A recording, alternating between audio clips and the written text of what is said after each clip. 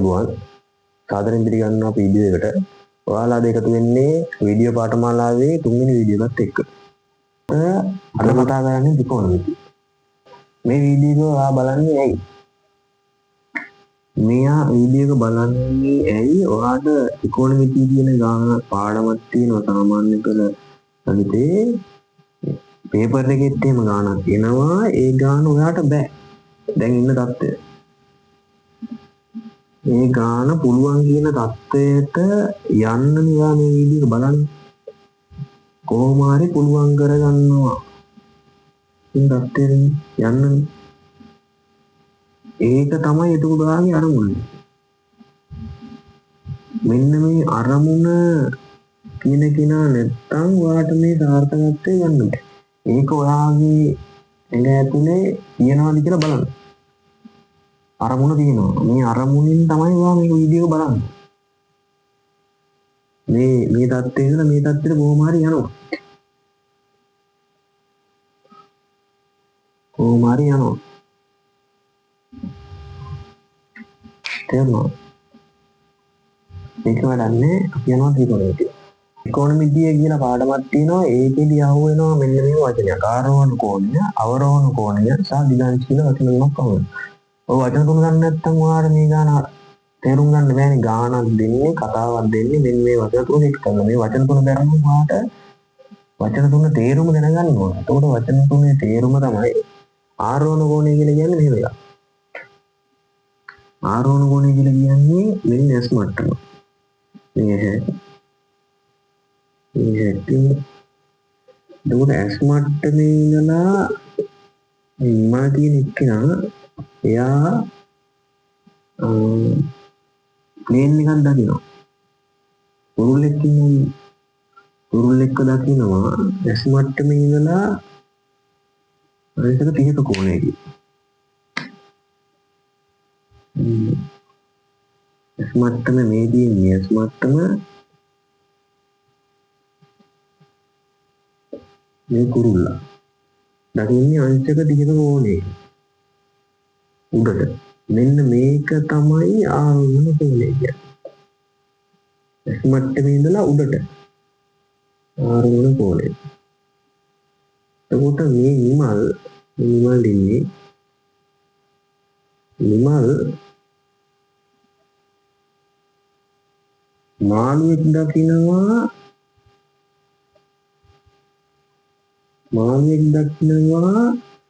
අද 20කින් 15ට S මට්ටමේ ඉඳලා 15ට මෙලින් 15ට මාළුවෙක් දැන්නේ මේ මූව දකින 15ට මෙන්න මේ S මට්ටමේ ඉඳලා 15ට දකිනවා නම් එයා අවරෝහණ කෝණය.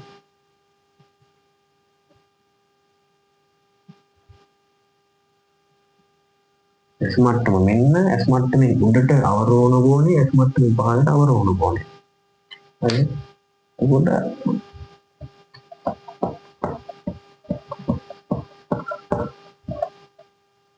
ආරෝහණ කෝණය කියන එකක් හරි අවරෝහණ කෝණය කියනත් හරි. එතකොට ආරෝහණ කෝණය හරි අවරෝහණ කෝණය කියන දිගාංශය කියන්නේ මොකක්ද? දිගාංශය කියලා කියන්නේ මිනිස්සෙක් ඉන්නවා නිමල්. මෙතන ඉන්නවා අමල්. මෙතන ඉන්නවා මෙතන. එතකොට මෙතන නිමල්. මෙතන ඉන්නවා අමල්. මෙතන.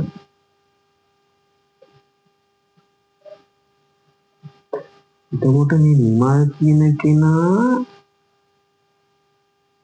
අමල්ව දකින්නේ මෙන්න මේ විදිහට. නිමල් බැලුවට පස්සේ අමල්ව පේන්නේ මෙන්න මේ විදිහට. මෙතන ඉන්න කෙනා බලන්නේ අමල්ව දකින්නේ මේ විදිහට. දිගාංශය කියන්නේ උතුරත් එක්ක සාධන කෝණය. උතුරත් එක්ක සාධන කෝණය. මේ උතුරත් එක්ක අනිත් 140කින් දකින්නවා කියන්නේ. අනිත් 140කින්. එහෙනම්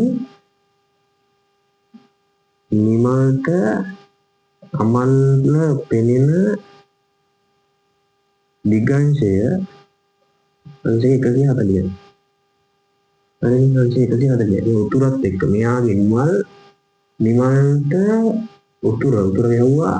උතුරේ ඉඳලා අනිත් 140ක් බැලුවොත් මේ කැරගෙන කෝණය එන්න කැරගෙන උතුරේ ඉඳලා තමයි මේ දාන්නේ දිගාංශය කැරගෙන්නේ. උතුරත් එක්ක තමයි කැරගෙන්නේ. දිගාංශය කියන්නේ. එතකොට අමල්ට දැන් මේ පැත්තකම මේ පැත්තකම අමල්ට නිමල්ල පේන. අමල්ට නිමල්ල පේන. අමල්ට නිමල්ල පේන දිගාංශය බලමු. එහෙනම් අමල්ගේ උතුර බැලුවා. ඔන්න උතුර. උතුරේ ඉඳලා දක්ෂිණාවර්තව තමයි කැරගෙන්නේ. උතුරේ ඉඳලා දක්ෂිණාවර්තව කැරගුණා. එහෙනම් මෙන්න මේක තමයි අමල්ට නිමල්ල පේන දිගාංශය කියන්නේ. මෙන්න මේ කෝණය. මෙන්න මේ කෝණය. එතකොට මේකත් උතුර මෙන්න මෙතන දකින්න මේකත් උතුර එහෙනම් මේකයි සමාන්තරයි එහෙනම් මේක 140 නම් මේක මිත්‍ර කෝණ වලින් මේක 40යි එහෙනම් අංශකයක් වටා කරගුවාට පස්සේ 360යි 360න් 40ක් අයින් කරාට පස්සේ 320යි දිගාංශය හැම වෙලේම ගන්නෙ දැන් ආරෝහණ කෝණේ හරි අවරෝහණ කෝණේ හරි දිගාංශය කියන කෙනා ගන්නෙ උතුරත් එක්ක දක්ෂිණාවර්තක උතුරත් එක්ක උතුර කෙනෙක් කෙනා ලකුණු කරගත්ත උගෙන් දක්ෂිණාවර්ත එකයි ඔක තමයි වචන තුන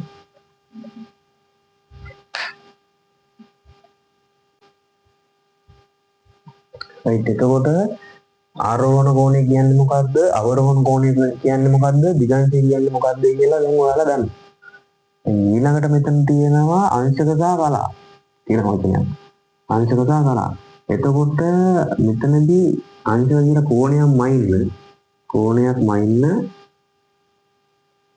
මයින්නේ අංශක වලිමුයි කලා වලිමුයි ඔයාලගේ වචනේ අංශක වලින් සහ කලා එක අංශකයක් සමාන වෙනු කලා 60ක් එක අංශකයක් සමාන වෙනු කලා 60ක් එතකොට කලා සහ අංශක එකතු වෙන්නේ එතකොට අංශක 30යි කලා 15යි එකතු කරනවලු අංශක 20ක් එකතු කරනවා කියන්නේ අංශක 20ක්. එතකොට කලා වෙනම එකතු අංශක වෙනම එකතු කරනවා කලා වෙනම එකතු කරනවා. එතකොට මේ තියෙන්නේ අංශක මේ තියෙන්නේ කලා. එතකොට කලා මෙතන තියෙන බිඳුව තියෙන කලා. එතකොට කලා 15යි 30යි 20යි කියන්නේ 50යි. එතකොට යම් කිසි කෝණයක් තියනවා කියමුකෝ. මෙතන තියෙනවා යම් කිසි කෝණයක්. හරිද? මේක ඇතුළේ තියෙන කෝණයක්. මුව තියෙන්නේ අංශක වලින්. අංශක වලින් තමයි තියෙන්නේ. ඌව පෙරලා ගන්න පුළුවන් යම් කිසි අගයකට. එන්නේ සංඛ්‍යාවක්.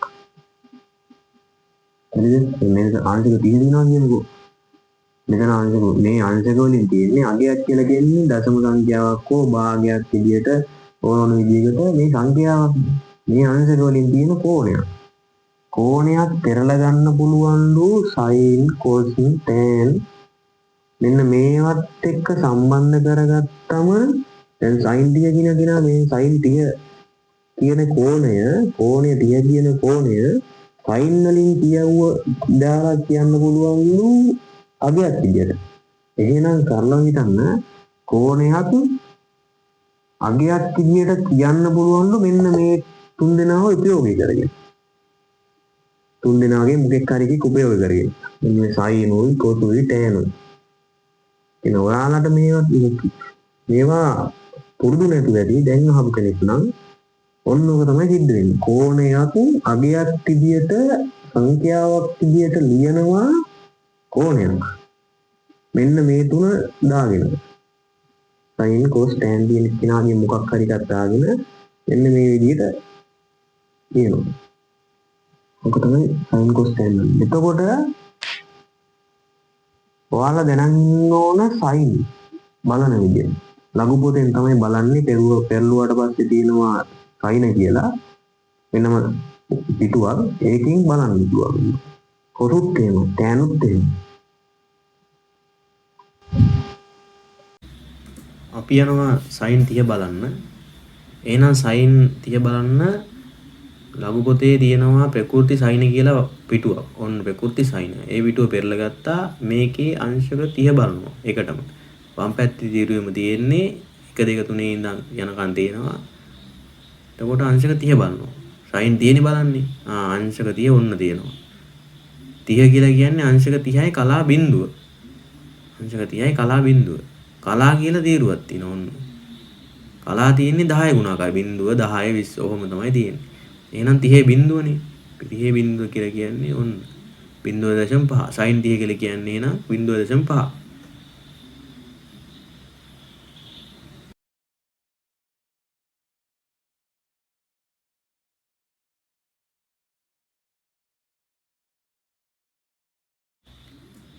එහෙනම් අපි යමු sin 15 කලා 10 බලන්න.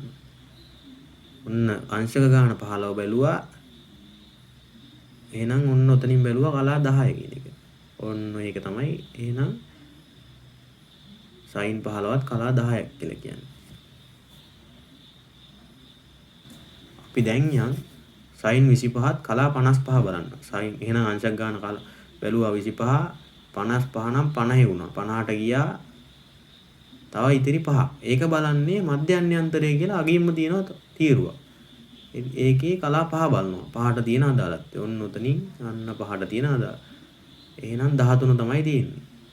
එහෙනම් අර ආපු සංඛ්‍යාවට අවසාන දශම ස්ථාන දෙක ඔය ආපු 13 දශම ස්ථාන 13 එකතු කරන්න ඕන. ඔන්න එකතු කරලා තියෙනවා. එහෙනම් sin 25 කලා 55 කියලා කියන්නේ ඔන්න ඔය ගානට. එක එකතු කිරීමක් තමයි කරන්නේ.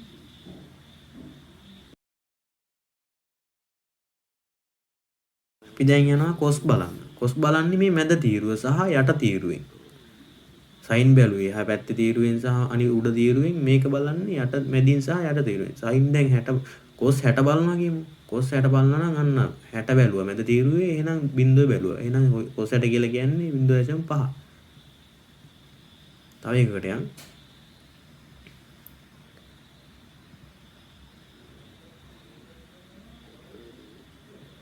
cos අංශක 54යි කලා 40 බලනවා කියමු. ඔන්න 40 බැලුවා. ඔන්න ඔය සංඛ්‍යාව තමයි එහෙනම් cos 54යි කලා 40 කියලා කියන්නේ. 43 බලනවා කියමු. ඔන්න 3ක් බැලුවා. 3ට තියෙන සංඛ්‍යාව ඔය ආපු ගානෙන් අඩු කිරීමක් තමයි දැන් මෙතන වෙන්නේ. cos sin වලදී එකතු කිරීමක්, cos වලදී අඩු කිරීමක්.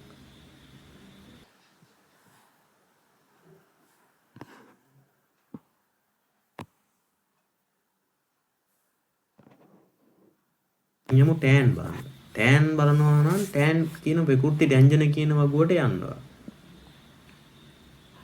ඒකෙත් sin ආකාරයෙන්ම තමයි. sin cos tan 20 බලනවා කියමු. 20 40. ඔන්න 20 40 කියලා කියන්නේ ඕක. දැන් 43 බලනවා කියමු. ඔන්න මධ්‍යන්‍යන් තව 3ක් අඩු වෙන්නේ. මධ්‍යන්‍යන්තරේ 3 බැලුවා. ඒ ආපු සංඛ්‍යාවට එකතු කිරීමක් තමයි කරන්නේ. එකතු කිරීමක් තමයි කරන්නේ.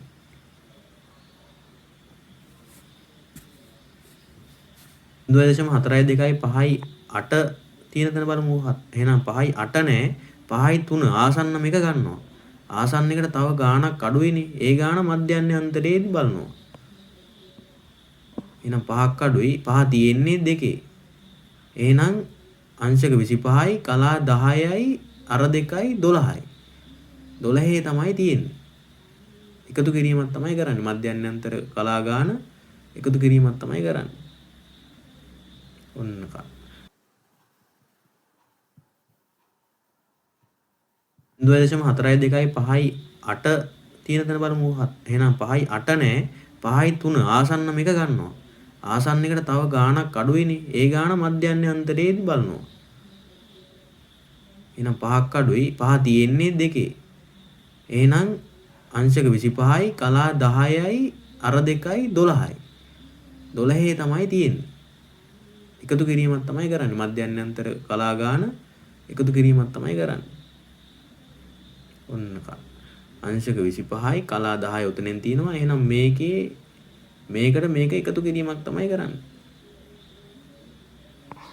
දැන් cos inverse බලන විදිහට යන්.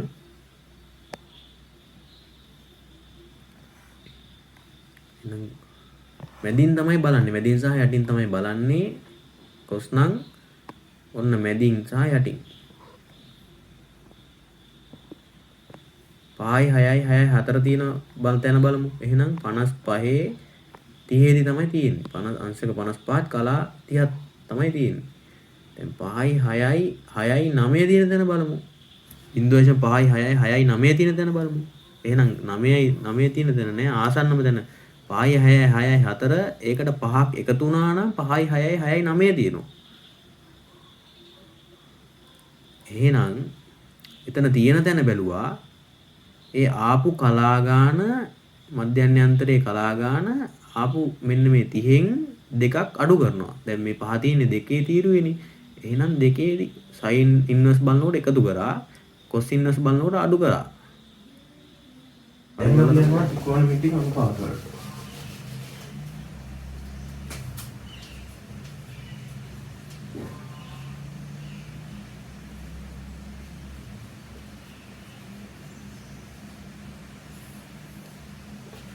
එතකොට මේ ත්‍රිකෝණමිතික අනුපාත කියලා වර්ග තුනක් තියෙනවා. ඒවා යොදන්න පුළුවන් ඍජු කෝණී ත්‍රිකෝණයට. ඍජු කෝණී ත්‍රිකෝණයක් දැක්කොත් තමයි මේවා යොදන්න පුළුවන්. ඒ කියන්නේ ඍජු කෝණී කියලා කියන අංශක අනුව. එතකොට මේ ඍජු කෝණී ත්‍රිකෝණයක් තමයි යොදන්න පුළුවන්. මේ ත්‍රිකෝණය නම් කරගන්නවා පුළුවන්. ඔය නම් කරන්නේ කොහොමද? මේ දිගම පාදය නැත්තම් අංශක අනුවට ඉස්සරහින් ඉන්න එක්කිනා තමයි කරණය කියලා. එතකොට මේ සම්මුඛ පාදය සහ බද්ධ පාදය නම් කිරීම තීරණය වෙන්නේ මේ සලකන ලද කෝණය. දැන් මේ කෝණය සලකන මේ θ කියන කෝණය θ සහ α කියන කෝණ නම් කරන්න දාන කියන්නේ xy z දැන් උදාන්න පදන්න මේ සමගාමී සමීකරණ xy z කියලා අකුරු දැම්මම ඒ වගේ අකුරු තුනක් තමයි මේ α සහ θ β කියලා කියන්නේ. ඒක අදාළත් වෙන්නේ. එතකොට මේ θ කියන කෝණයට සැලකුව මේ කෝණය සැලකුවාට පස්සේ මීට ඉස්සරහින් ඉන්න පාදය තමයි සම්මුඛ පාදය. එතකොට මූ තමයි බද්ධ පාදය. එතකොට මේ කෝණය සැලකුවොත් මේ කෝණය මේ α කියන කෝණය α කියන කෝණයට ඉස්සරහින් ඉන්නේ සම්මුඛ පාදය. එහෙනම් මූ බද්ධ පාදය. කර්ණය කියන කෙනා වෙනස් වෙන්නේ නැහැ. ඌ තමයි අංශක 90ට ඉස්සරහින් ඉන්න පාදය කර්ණය. ඒ විදිහටම කියන්න පුළුවන් දිගම පාදය. දිගම පාදය. සම්මුඛ පාදය. දිගම පාදේ කර්ණය. මූ සම්මුඛ පාදේ මූ බද්ධ පාදේ මේ කෝණය සලකුවට. මූ සලකන ලද කෝණයට අනුව තමයි මේ සම්මුඛ පාදය සහ බද්ධ පාදය තීරණය වෙන්නේ. සලකන ලද කෝණයට. ඊට පස්සේ මෙන්න මේව ත්‍රිකෝණමිතික අනුපාත තුනක් තියෙනවා. මෙන්න ඍජු කෝණී ත්‍රිකෝණයකට දාන්න පුළුවන් ත්‍රිකෝණමිතික අනුපාත තුනක් තියෙනවා. මේ තුන දාන්න පුළුවන් ඍජු කෝණී ත්‍රිකෝණයකට. එතකොට sin θ කියලා කියන්නේ සම්මුඛ පාද බෙදීම කාරණය, cos θ කියලා කියන්නේ බද්ධ පාද බෙදීම කාරණය, tan θ කියලා කියන්නේ සම්මුඛ පාද බෙදීම බද්ධ පාද. එතකොට මේ තුන වාට බැරි නම් මේ ඉස්සරහට යන්න බෑ. එහෙනම් මේ තුන මතකයේ තියෙනවා. කොහොමද මතක් කරගන්නේ? මේ එකක් දිනනවා හත් පාර. මේ එකක් දිනනවා හත් පාර. එතකොට මොනවාට මේක මතක් වෙලා තියෙන්නේ? සම්මුඛ පාද බෙදීම කාරණය කීයේ දිනනවා හත් පාර. එහෙනම් දැන් මේකේ sin θ කියලා කියන්නේ sin θ කියමුකෝ. දැන් මේ θ අනුව සම්මුඛ පාදෙමු බද්ධ පාදෙමු නම් කරගත්තා. θ අනුව ABC කියලා නම් කරගමු. එහෙනම් sin θ කියන කියනවා. මේ වෙනවා sin θ. sin θ කියන කෙනා සම්මුඛ පාදයේ බෙදීම කරණයනේ. එහෙනම් සම්මුඛ පාදය කියලා කියන්නේ AB. කර්ණය කියලා කියන්නේ AC. එහෙනම් cos θ කියලා කියනවා. cos θ කියලා කියන්නේ මෙන්න. cos θ කියලා කියන්නේ බද්ධ පාදයේ බෙදීම කර්ණය. බද්ධ පාදය කියලා කියන්නේ BC, කර්ණය කියලා කියන්නේ AC. එහෙනම් tan θ. tan θ කියලා කියන්නේ සම්මුඛ පාදයේ බෙදීම බද්ධ පාදයේ. සම්මුඛ පාදයේ මෙන්න බද්ධ පාදයේ මෙන්න. AB බෙදීම BC. එහෙනම් දැන් α අනුව නම් කරගත්තා. α අනුව නම් කරගත්තට පස්සේ සම්මුඛ පාදයේ මෙන්න. මේක බද්ධ පාදය.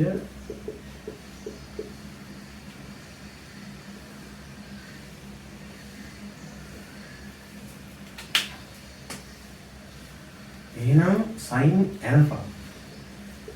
sin α කියලා කියන්නේ මොනවද කරගත්තා? සම්මුඛ පාද වෙන බද්ධ පාද වෙන කර්ණය වෙන. sin α කියලා කියන්නේ සම්මුඛ පාදයේ බෙදීම කර්ණය. සම්මුඛ පාදයේ බෙදීම කර්ණය. සම්මුඛ පාදයේ මෙන්න බද්ධ සම්මුඛපාදයේ මෙන්න කර්ණය මෙන්න. සම්මුඛපාදයේ BC එහෙනම් AC.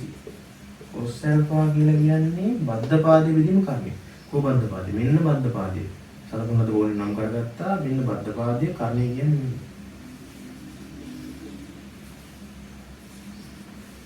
tan alpha කියලා කියන්නේ සම්මුඛපාදයේ විදිහම බද්ධ පාදයේ. සම්මුඛපාදයේ කියන්නේ මෙන්න බද්ධ පාදයේ කියන්නේ මෙන්න. ඔන්න ඔය විදිහට වාට මේක යොදා ගන්න පුළුවන්කම තියෙනවා. සලකුණු ලද කෝණයකට නම් කරගත්තා. ඊට පස්සේ සයි මෙන්න මේ සූත්‍ර මේ ත්‍රිකෝණමිතික අනුපාත තුන වාට පුළුවන්කම තියෙන්න ඕනි. මතක නැත්තම් මතක් කරගන්න පුළුවන් කරගන්න මේක. මේ තුන බලාගත්තා මේ විදිහට sin alpha කියන්න පුළුවන් වෙනවා. cos alpha tan alpha කියන එක කියන්න පුළුවන්කම තියෙනවා. මේ වෙනකම් මේක පුළුවන් වෙනවා. මේක පුළුවන් වෙන්න ඕන. ඊට sin suppose tan බලන විදිය පුළුවන් වෙන්න ඕන. sin inverse බලන විදිය පුළුවන් වෙනවා. ආරෝහණ අවරෝහණ දිගංශය කියන එක අඳුර ගන්න පුළුවන්. හරිද? ත්‍රිකෝණමිතික අනුපාතය යොදන්න පුළුවන් නේ ඍජු කෝණී ත්‍රිකෝණී කියලා දන්නවා. ඍජු කෝණී ත්‍රිකෝණය අඳුර ගන්න පුළුවන්. ඍජු කෝණී ත්‍රිකෝණය අඳුර ගත්තා කියන්නේ පාද නම් කරන්නත් පුළුවන්. සම්මුඛ පාද බද්ධ පාද කාර්ය. එහෙනම් මේ ත්‍රිකෝණමිතික අනුපාත තුන මොනවද කියලා දන්නවා. ඒකට ඇප්ලයි කරලා අර විදිහට පාද නම් කරේ පාද වලින් ලියා ගන්නත් පුළුවන්.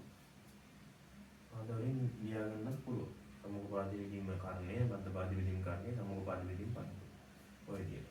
දැන් sin cos tan බලන්න දන්නවා. sin inverse තියෙන තැන sin inverse. ඒ කියන්නේ ලඝු පොතේ මෙන්න මේ ප්‍රකෘත sin කියන වගුවේ sin යම්කිසි අගයක් තියෙනවා. ඒක කෝණයක් කරන්නත් දන්නවා. කෝණයක් තිබ්බොත් ඒක අගයක් විදිහට කරන්නත් පුළුවන් sin cos tan විදිහට. එතකොට මේ ගානට එන්ටර් වෙන්න ඕමනා වෙන්නේ. එහෙනම් ඒ කට්ටිය අපිට දෙනවා යම්කිසි විස්තර ටිකක් දෙනවා. ඒ විස්තර ටික දාගන්න තියෙන්නේ අවරෝහණ දිගංශය කියන ටිකේ දාගෙන තමයි විස්තර ටික දාගන්න කියලා කියනවා. ඒ ගානට අපි ගානකට ගිහින් බලමු.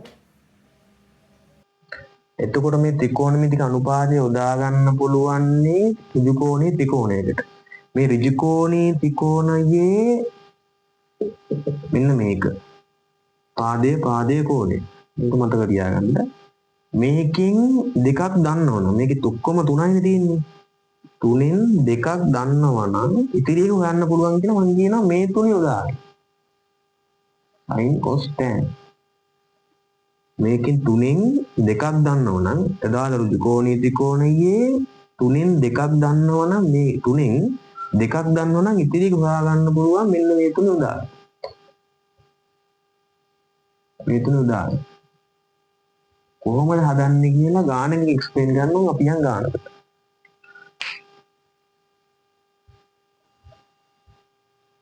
එතකොට අපි යනවා 2024 ගානට. ගාන කියමු.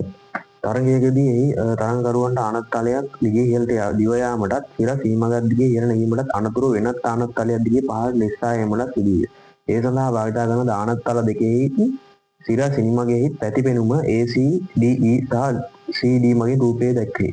මේ AB යනු සිරස් තලයක් වන අතර ABE යනු තිරස් තලයක් වන අතර AC DE 50 මීටරද CAB අංශ 26යි ද AB is BCD ලම්බ බවද දී ඇත. BC සමානයි DC සමානයි BC. DC සමානයි BC. දී ඇති රූපය ඔබේ උත්තර පත්‍රයේ පිටපත් කරගෙන අපේ ඇති තොරතුරු එහි ඇතුළත් කරන්න. එන ඇතුළත් කරමු. එතකොට දීලා තියෙනවලු AC සමානයි B. AC කියලා කියන්නේ මේ BE කියලා කියන්නේ මේ මූයි සමානයි කියලා දීලා තියෙනවා. මූ අංශක 26යි කලා 10යි කියලා දීලා තියෙනවා. මූ 50යි මූ 26යි 10යි මූයි සමානයි. මූයි සමානයි. තව මේක ලම්බකයක්. එතකොට මෙතන අංශක 90. ඔක්කොම දන්නේ.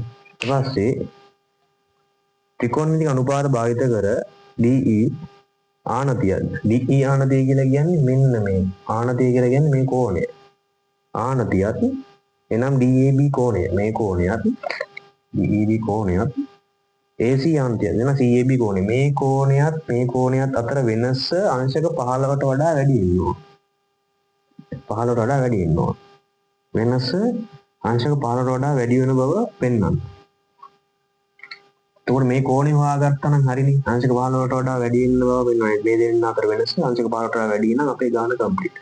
එතකොට මේ කෝණය හොයාගන්න මම කියන්නේ කෝණය ඍජු කෝණීය ත්‍රිකෝණයකට තමයි මේ යොදා ගන්න පුළුවන්නේ. ඍජු කෝණීය ත්‍රිකෝණය තමයි මේ යොදා ගන්න පුළුවන්නේ. ඒක යොදා ගන්න පුළුවන්නේ මෙන්න මේකෙන් 3න් 2ක් දැනගෙන ඉන්න ඕන. මම කියන්නේ 3න් 2ක්.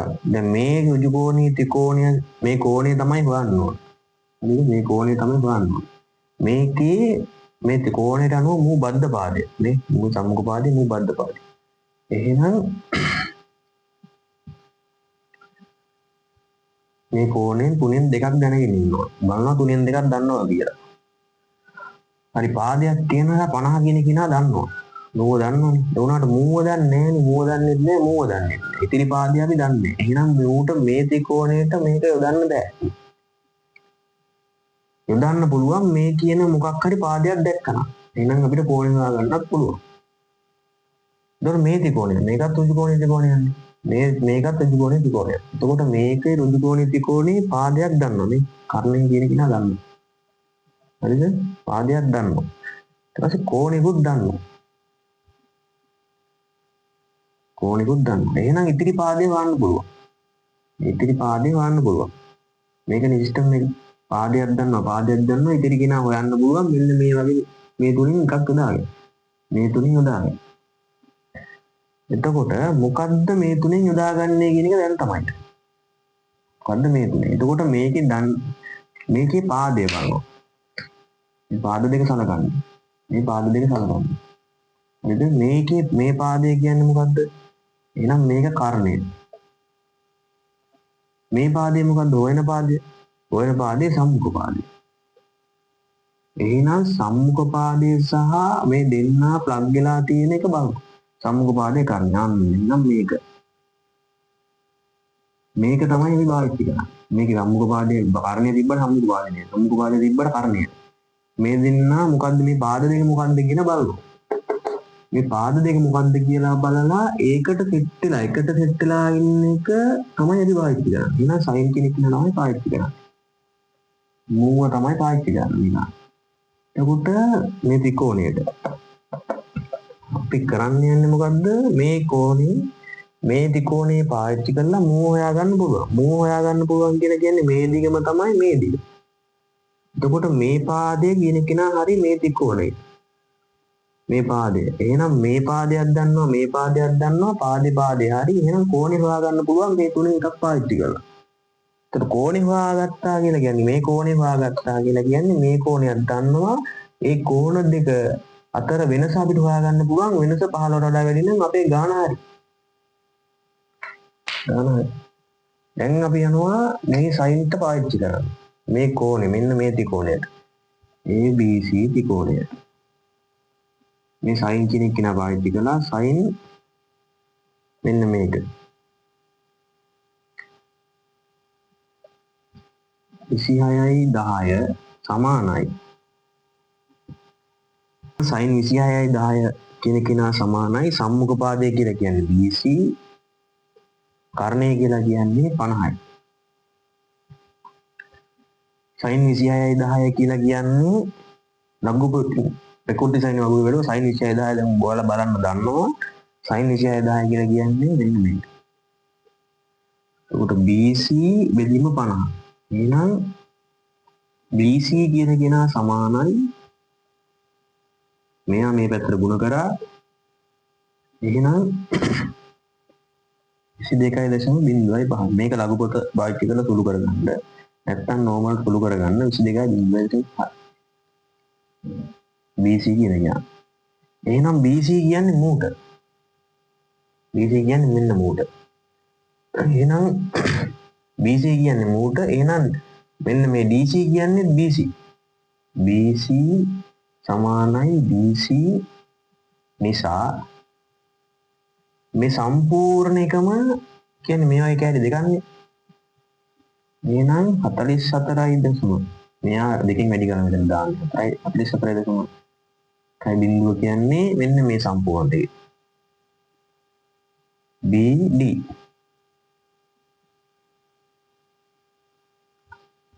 හරිද BD. දැන් එතෙන්ටනකම් අපි ගාන හදාගෙන ඉතර මෙන්න මේක හරි. දැන් BD කියන කෙනා හරි. එතකොට අපි දැන් මේ BD කියන කෙනා හරි. BD කියන්නේ මෙන්න මේ ත්‍රිකෝණයට එහෙනම් DBE ත්‍රිකෝණයට දැන් අපි මේ 50 කියන කෙනා දකින්න පාදය දන්නවා. එක පාදයක් දන්නවා. අනිත් පාදය මූඩ් දන්නවා. මේ තියෙන BD කියන කෙනා මූඩ් දන්නවා. එහෙනම් අපිට මේ කෝණය හොයාගන්න පුළුවන් මේ සිස්ටම් එකට. පාදයක් දන්නවා මේ තුනෙන් දෙකක් දන්නවා. මේ කෝණය හොයාගන්න පුළුවන් මේ තුනෙන් එකක් පාවිච්චි කරලා.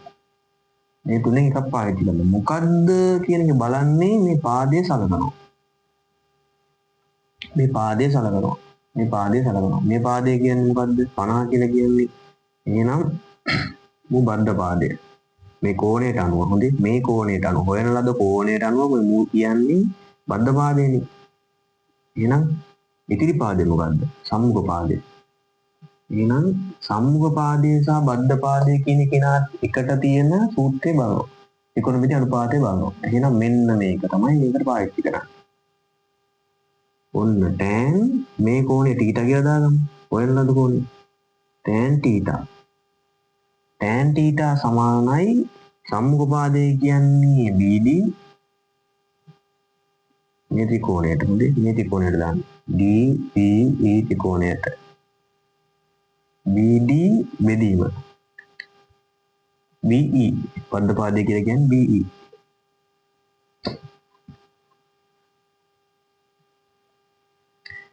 එතකොට BD කියලා කියන්නේ මොකද්ද? 44යි 10ක් ආවනේ. BD කියන එක කෙනා අපි කලින් ගානේ හොයාගත්තනේ BD කියන කෙනා. එහෙනම් BE කියන කෙනා 50යි.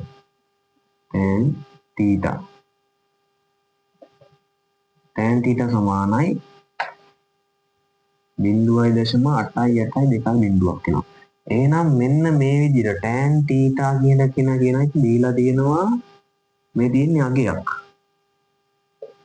මේක අගයක් කෝණයක් කරන්න පුළුවන් sin inverse පාලමේ මැද sin inverse cos inverse tan inverse කියන කෙනා පාවිච්චි කරලා අගයක් කෝණයක් කරන්න පුළුවන්.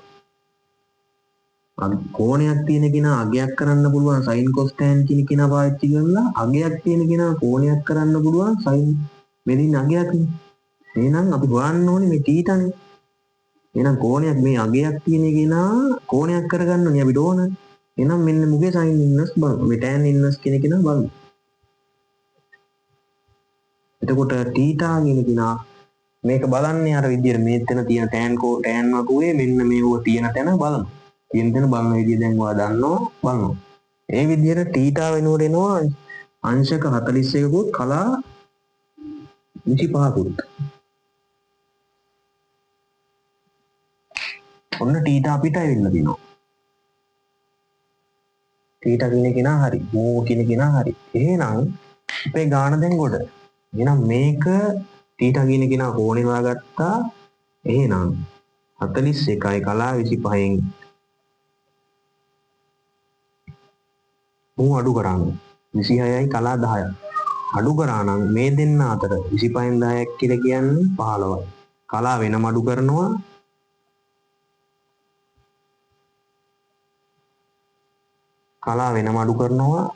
කලා වෙනම අඩු කිරීම කලා එකතු කිරීම සහ අඩු කිරීම කලියෙන් කරා. දැන් ඔයාලට පුළුවන්. එතකොට 41 කියන්නේ 15යි. එහෙනම් මේක මේ කියන්නේ වෙනස කෝණ දෙක අතර වෙනස මේ. කෝණ දෙක අතර වෙනස. එහෙනම් මේ කියන කෙනා අංශක 15ට වඩා වැඩි. 15යි කියලා කියන 15ට වඩා වැඩි. එහෙනම් මේ ආනතිය අංශක 15ට වඩා වැඩි. අපේ ගාන කම්ප්ලීට්. කෝණ අතර වෙනස අංශක 15ට වැඩි. ඕක තමයි පෙන්වන්නේ.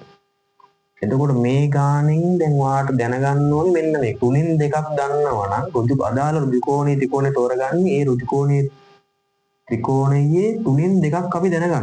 3න් 2ක්. 3න් 2ක් දන්නවා නම් ඉතිරි එක්කිනා හොයාගන්න පුළුවන් මෙන්න මේක පාවිච්චි කරලා මේකේ 3න් මොකද්ද පාවිච්චි කරන්න කියලා අදාළ කෝණයත් එක්ක සසඳලා දන්න පාද දෙක ලියා ගන්නවා. එහෙනම් මේක තමයි බද්ධ පාදය. මේක තමයි සම්මුඛ පාදය. එහෙනම් සම්මුඛ පාදය සහ බද්ධ පාදයේ ප්ලග් වෙලා තියෙන ත්‍රිකෝණමිතික අනුපාතය. මේකනේ සම්මුඛ පාදය සහ බද්ධ පාදයේ ප්ලග් වෙලා තියෙන ත්‍රිකෝණමිතික අනුපාතය වුණා. ඒකට අදාළව ආදේශ කරා ඊට පස්සේ අගයක් තියෙනවා නම් කෝණයක් කරන්න sin inverse tan inverse cos inverse කියන එකෙන් පාවිච්චි කරා. දැන් මේකේ tan නේ පාවිච්චි කරේ tan inverse කියන එක පාවිච්චි කරලා කෝණය ගත්තා. ඕක තමයි ගාන.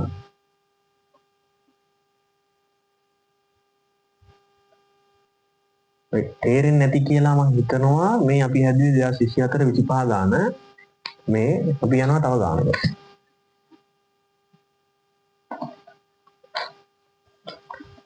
එතකොට අපි යනවා ඊළඟ ගානට 2023 24 ගාන පිට්ටනියේ B ලක්ෂයේ සිටින විමල්ට උතුරේ A ලක්ෂයේ සිට අමල් සිටී.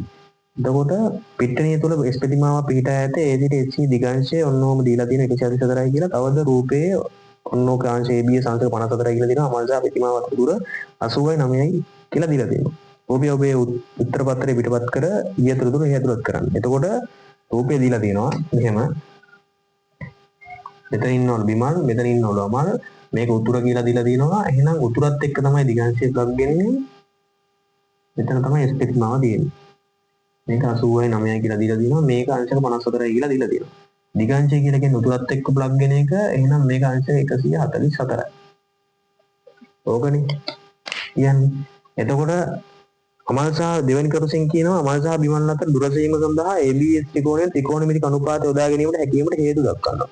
එතකොට අපි දන්නවා ත්‍රිකෝණමිතික අනුපාතය යොදා ගන්න පුළුවන් මේ කාටද? ත්‍රිකෝණමිතික අනුපාතය යොදා ගන්න පුළුවන් රුජු කෝණේ ත්‍රිකෝණයකට. හරිද? රුජු කෝණේ ත්‍රිකෝණයකට. රුජු කෝණේ ත්‍රිකෝණයක් කියලා වෙන්න ගත්තා නම් එහෙනම් මේක හරිනේ. එහෙනම් මෙන්න මේක මේ 144 තියෙන කෙනා ත්‍රිකෝණයෙන් පාදයක් දික් කිරීමෙන් සෑදෙන අභ්‍යන්තර සම්මුඛ කෝණ දෙක එකතුවට සමානයි. මේක නියමයක් තියෙනවා. එහෙනම් මේක x කියලා දාගත්තොත් මේකයි 54 ධන x. x ධන 54 සමානයි 144යි. එහෙනම් x කියන්නේ අංශක 90යි. ඒක හරිනේ. ඒක අන්ති x කියන්නේ අංශක 90. එහෙනම් ලියන්නවා මෙතනින් එහෙනම් ABS කියන කෝණයේ අංශක 90යි ASB කියන කෝණයේ අංශක 90යි ASB කියන කෝණයේ අංශක 90යි එම නිසා ඍජු කෝණීය ත්‍රිකෝණයක් වේ. ඍජු කෝණීය ත්‍රිකෝණයක් වේ. එහෙනම් ත්‍රිකෝණමිතික අනුපාතය යොදාගත හැකියි. ඊළඟ කොටසට යනවා.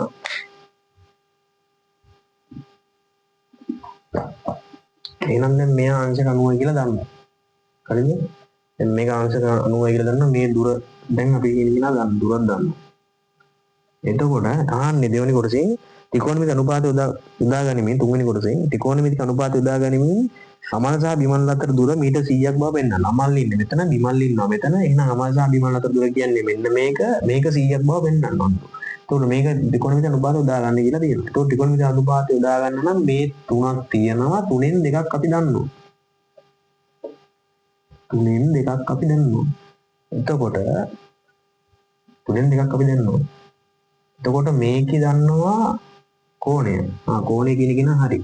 එහෙනම් පාදෙකුත් දන්නවා. එහෙනම් තුනෙන් දෙකක් අපි දන්නවා. ඒක කෙනා හොයාගන්න පුළුවන් මේ තුනෙන් මොකක් හරි එකක් පාවිච්චි කරලා ඒ පාවිච්චි කරන්නේ මොකක්ද කියන එක තෝරණය කරන්නේ මෙන්න. පාදේ නම් කරගන්න. මේ කෝණය මෙන්න කෝණය. අදාළ කෝණයට නම් මූල කියන්නේ සම්මුඛ පාදය. මූ කියන්නේ හොයන්න ගෙන මූ එහෙනම් සම්මුඛ පාදයේ මූ කියන්නේ කර්ණය. එහෙනම් සම්මුඛ පාදයේ සහ කර්ණය ප්ලග් වෙච්ච ත්‍රිකෝණමිතික අනුපාතය මේ තුනේ මොකද්ද බලන්න. මේක තමයි එහෙනම් ප්ලග් වෙලා තියෙන්නේ. එහෙනම් ඌව තමයි පාවිච්චි වෙන්නේ. එහෙනම් පාවිච්චි කරලා අපි මේවා ගියාගමු. sin 54 සමානයි සම්මුඛ පාදයේ විදිහම කර්ණය. සම්මුඛ පාදයේ කියලා කියන්නේ මෙන්න මූ 80යි 9. කර්ණය කියලා කියන්නේ AB. වෙනගෙනනේ. දැන් sin 54 කියන අපි වන් විදි දන්නවා මේ වෙනකොට ඔයා 0.8යි 9යි 9යි බිඳුවක් තමයි තියෙන්නේ. එහෙනම් මේක සුළු කරගන්න දැන් මෙයා මේ පැත්තට ගෙනා මෙයා මේ පැත්තට ගෙනා. AB කියන කෙනා සමානයි 89 මෙයා මේ පැත්තට ගෙනාව යටට 0.899. මෙයාක සුළු කරගන්න මෙතනින් එහාට දින්න ඔයාලට සුළු කරගෙන යනවා. සුළු කරගන්න දන්නවා. එතකොට AB කියන කෙනා එනවා 100යි මීටර. සුළු කරගත්තා පස්සේ. එතකොට සුළු කර AB කෙනා එනවා මීටර 100යි. දැන් මෙතනින් කියලා දෙන්න අදහස් කරන්නේ මම මෙන්න මේක විදි ගන්න විදිය සහ මේක යොදාගන්නේ මොකක්ද කියන එක තීරණය කරනවා. මෙන්න මේකෙන් තමයි තීරණය කරන්නේ. ඊට පස්සේ AB කියන කෙනා මීටර 100ක් ආවනේ. ඔන්න මීටර 100ක් ආවා. හරිද? ඒක ලකුණු කරගත්තා. හතරවෙනි කොටසෙන් කියනවා බිමලට මීටර් 30ක් බටහිරින් F ලක්ෂයේ කොඩි කණුවක් තියෙනවා. බිමල් මෙන්න මීටර් 30ක් බටහිරින් බටහිර කියලා කියන්නේ උතුර මෙන්න බටහිර. ඒ කියන්නේ මෙතන අංශ 90ක් මීටර් 30ක් දුරින් කොඩි කණුවක් තියෙනවා. මම ලකුණු කරගත්තා. F ලක්ෂයක කොඩි කණුව පිට ඇත රූපයේ ගොඩු ඇතුළත් කර AFB විශාලත්වය ගන්න. AFB කෝණේ විශාලත්වය. AFB කියලා කියන්නේ මෙන්න මේකනේ. එහෙනම් AFB ලකුණු කරගත්තා. මූ θ කියලා දාගමු. මූ θ කියලා දාගමු. එහෙනම් θ තමයි අපිට හොයන්න තියෙන්නේ. එහෙනම් මේ සිස්ටම් එකට ගියා මේකට මේකේ අපි හොයන්නේ කෝණේනේ. එහෙනම් පාද දෙක දැනගෙන ඉන්න ඕනේ. පාද දෙක මූත් ගන්නවා මූත් ගන්න. එහෙනම් පාවිච්චි කරන්න පුළුවන් මූ. දැන් පාවිච්චි කරන්නේ මොකද්ද කියලා තීරණය කරන්නේ මේ කෝණයට අදාළව මූව බලනවා. ටීටනේ. මූ කියලා කියන්නේ සම්මුඛ පාදය. එහෙනම් මූ කියලා කියන්නේ බද්ධ පාදය. සම්මුඛ පාදය සහ බද්ධ පාදයේ ප්ලග් වෙච්ච එක බලනවා මෙතන. මූව. එහෙනම් මූව තමයි පාවිච්චි. එහෙනම් පාවිච්චි කරගමු. දැන් tan θ සමානයි 100 බෙදීම සම්මුඛ පාදය මෙන්න බද්ධ පාදයේ 30යි. එහෙනම් tan θ සමානයි මේක බෙදුවම මේකෙන් එනවා මේ බිඳුව කියපුවා 10 බෙදීමක් කියන්නේ 3.3. ඔහොම ගන්න එන්නේ. එහෙනම් දැන් මේ තියෙන අගයක්. මූ කෝණයක් විදිහට තමයි අපිට ඕන. අපිට ඕනේ කෝණයනේ. එහෙනම් කෝණය. අගයත් කෝණයත් අතර පාලම තමයි sin inverse tan inverse cos inverse. එහෙනම් tan inverse දැන් මෙතන tan නේ තියෙන්නේ. tan නැති කරගන්න tan inverse බලන්න.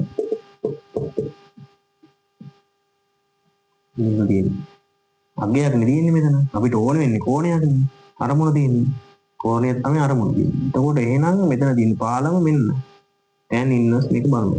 මේක තියෙන තැන බැලුවා. එහෙනම් එනවා 73.17ක්. අංශක 73කුත් කලා 17කුත්. ඔක තමයි θ කියන්නේ. AFB කියන කෝණය. θ කියලා ගත්තේ එහෙමනේ. 73.17. එහෙනම් මේ ගණන් දෙක තේරෙන්නේ නැති කියලා මම හිතනවා. එතකොට මේ ගාන දැන් ත්‍රිකෝණමිතියේ අද ආපු කෙනෙක් නම් මේ ගාන මෙයාට ත්‍රිකෝණමිති කියන්නේ අම්මා මේ වචන බරපතල වචන සෙට් එකක් තියෙනවා. ත්‍රිකෝණමිති අනුපාතයක් තියෙනවා. මෙයාට පුරුදු නෑ. මේ ගණන් හදලා හදපු කෙනෙක්ට හදලා පුරුද්දක් තියෙන කෙනෙක්ට මේ ගණන් කියන්නේ මේ වචන සෙට් එකකින් පුරුදු. ඔතන තමයි අමාරුව සහ බැරිකම තීරණය වෙන්නේ. මට බෑ කියලා තේරෙන්නේ මේ වචන පුරුද්දකුත් නෑ. ඒ නිසා මං එයාට දෙනවා සිස්ටම් එකක්. මේ ගාන බැරි කෙනෙක්ටත් තියෙනවා පුළුවන් කෙනෙක්ටත් යන්න. මොකක්ද මේ සිස්ටම් එක? සිස්ටම් එක මෙන්න තියෙන සිස්ටම් එක. දැන් දිග්ගාංශය ආරෝහණ කෝණේ අවරෝහණ කෝණේ කියන එක ඔයා දැන් දන්නවා. sin cos tan බලන විදිහ දන්නවා. sin inverse tan inverse cos inverse කියන එක බලන විදිහ දැන් දන්නවා. ත්‍රිකෝණමිති අනුපාත මොනවාද කියන්නේ මොකද්ද පාවිච්චි කරන්නේ මොනකටද පුළුවන් පාවිච්චි කරන්න පාද නම් කිරීම අනුපාත කියන කොටස පුළුවන්. දැන් ඔයාලට මේකයි පුළුවන්. ඒ වුණාට පුරුද්දක් නැහැ.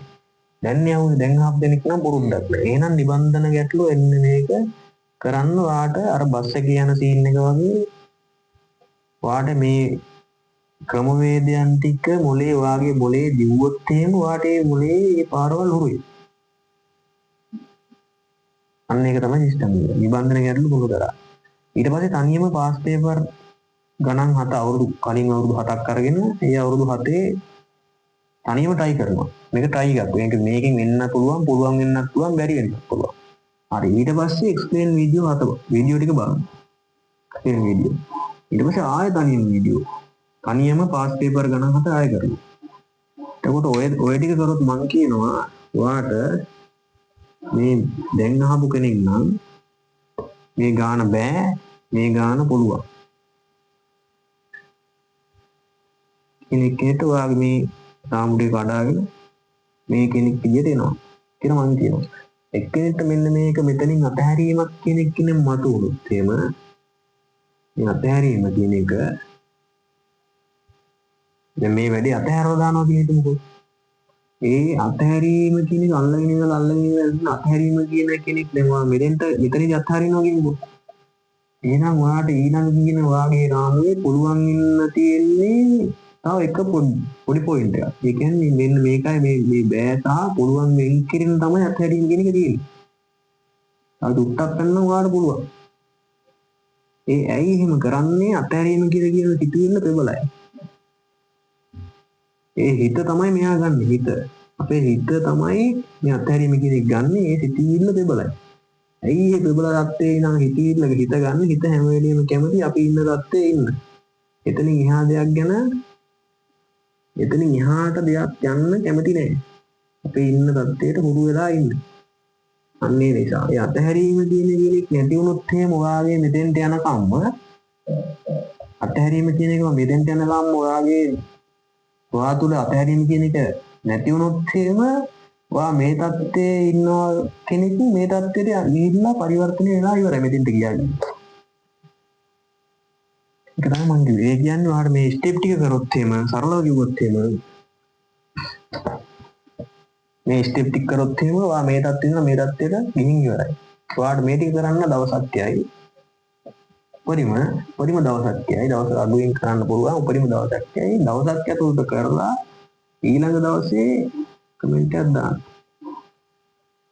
කොහොමද තත්ත්වය කියලා. වැඩේ පුළුවන් වුණාද බැරි වුණාද කියලා. එහෙනම් මෙතනින් අපි ඉවර වෙනවා වීඩියෝ එක.